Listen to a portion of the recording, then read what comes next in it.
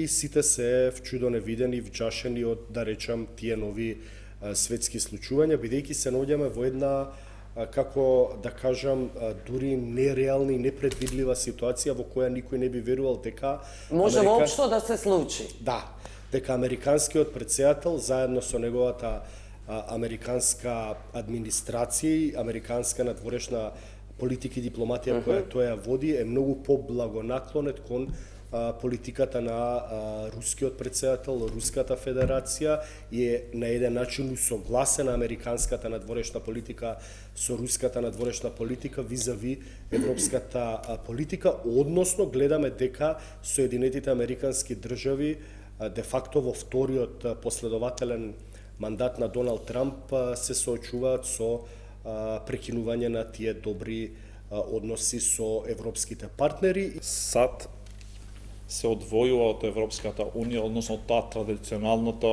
пријателство, односно сојузништвото Европа со САД или трансатлантското сојузништво што е познато, така што најверојатно Доналд Трамп видел дека Европа е во внатрешна голема криза, односно дека после ние во последните 16 или 18 години некако како Германија да имаше голема улога внатре во Европската унија, но од кога Анджела Меркел се повлече од политиката, некако Европската унија го изгуби, да не кажам, компасот внатре. И веројатно лидерот.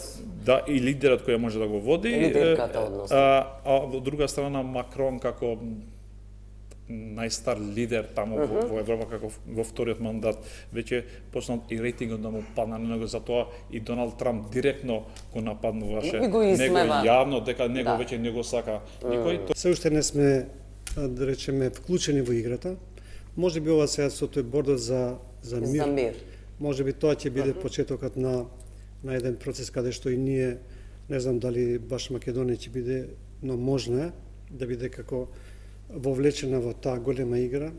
Во каква улога ќе видиме. Гледаме сега Албанија доби покана, Италија се уште не се изјаснува и така натаму. Значи имаме веќе тука големи работи, но во секој случај мислам дека ова сега што се случува, мислам дека не се случувало таков интензитет на промени, како што рече канадскиот премиер, ова не е транзиција, туку е експлозија.